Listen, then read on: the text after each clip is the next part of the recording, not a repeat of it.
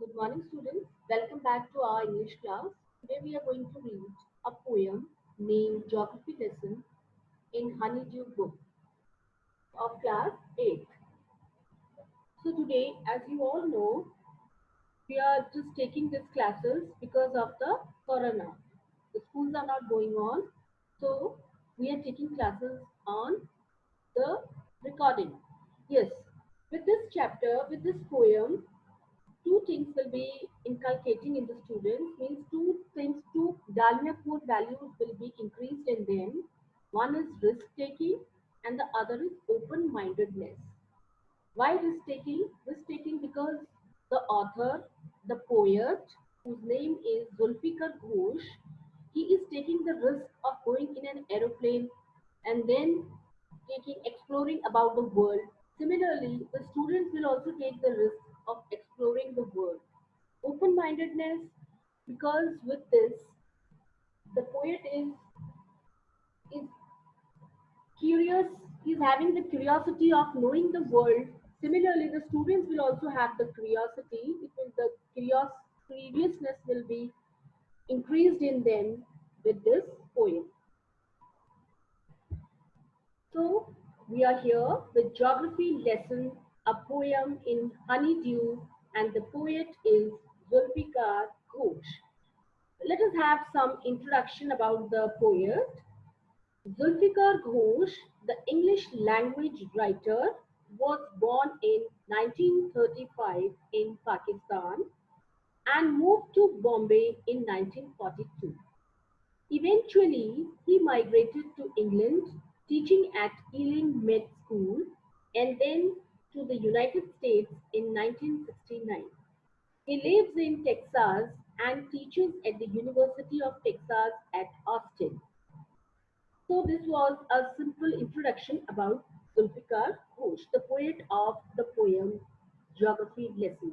Now students, you can see on the screen and there is the pictures of aeroplanes, and when the aeroplane is on its height you can see the images, you can see how the cities, how the rivers, how the fields look like. So the poet is having his flight in an aeroplane and he wants to explore the world. He wants to see how the world looked like. He wanted to know new things about the world. So now this poem is having 24 lines. Poem is this, and 88 line stanza means the poem is divided into three stanza. So we begin with the first stanza. When the jet sprang into the sky, it was clear why the city had developed the way it had. Seeing it scaled 6 inches to the mile, there seemed an inevitability about what on ground had looked haphazard and planned and without style when the jet sprang into the sky. See, in the first stanza of this poem, the poet describes his city. He tells us how it appears from the window of an aeroplane. It is clear that the city developed just as it was necessary for the people. So, what looked haphazard on ground looked inevitable from the sky. Means when we are on the height, the person sitting, the passenger sitting in the aeroplane, all things visible as a small, small thing. So, what the poet experiences, what he realizes that he is telling, what looked haphazard on ground, haphazard means which is unplanned, which is not in proper order, looked inevitable, which cannot be denied, which is to be accepted. So, logic of geography. As the name is geography, most of the students will think why geography in English? We are not going to read geography in English subject, but this geography, it is having some logic. So what is the logic of geography? Now the plane rises to a height of 10,000 feet. The the poet can see the logic of geography.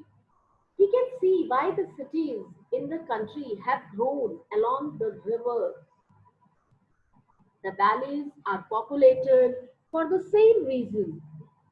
It is land and water together that attracts the people. That's why the cities are mostly populated near the rivers. So this is the logic of geography. So we comes to the second stanza. So which is in this only, when the jet reached 10,000 feet, it was clear why the country had cities where the rivers ran and why the valleys were populated.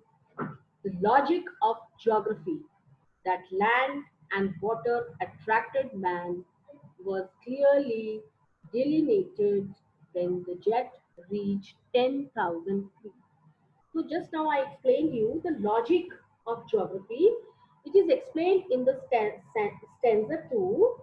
When the plane rises to a height of 10,000 feet, the poet can see the logic of geography. He can see why the cities in the country are mostly populated along the rivers. The valleys are populated for the same reason. It is land and water which attracts the human beings the most.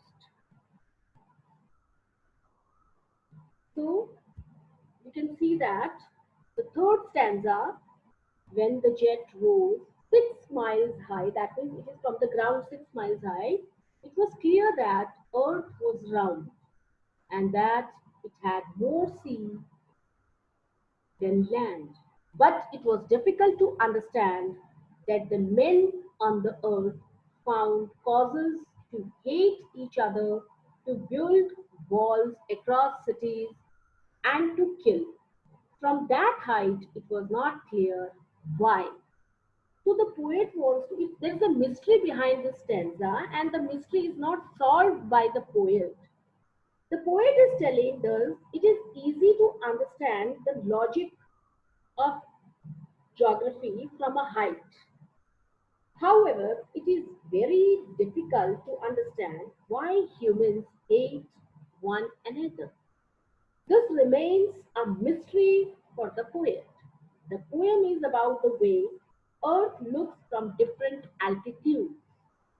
It is divided into three parts. When the jet takes off and starts to climb up in the sky, you can have full full height view of the city. The city grew as per its necessity and did not grow as per proper planning. It does not have any particular style. It even looked 6 inches from a certain height, revealing its true structure. So the poet is telling when the jet climbed higher up to about 10,000 feet, he could not apprehend the fact that cities grew water resources. Water fulfilled the necessities like agriculture, transport, business, and others. He found that valleys were populated, which met the necessities of the people. When the jet went about 6 miles, the poet is telling there is no more water than land, and the water is more rather than the land on the earth. While appreciating the geographical niceties of our planet, the poet is unable to understand the tendency to build borders, to erect walls, to create fences. Then he reflected that people on earth are selfish and narrow, for they hate each other. He found the earth to be one, but not the people living on this earth are divided for shallow reasons. So, this was the poem which was given by Zulfikar Ghosh. So, what the poet is imagining, what he is exploring about the world, and what he explored that okay, the geography of the poem is understood, the geography, the logic of the geography is understood, but the logic of the human beings is not understood by the poet. So, why? Because they are busy in their personal enmities. This does this hate each other, they don't want to look at each other, so they are creating some kinds of walls or some other fences. So this disturbs the poet totally. So children, I hope the poem is understood by you. Thank you students. We will be back in our next class.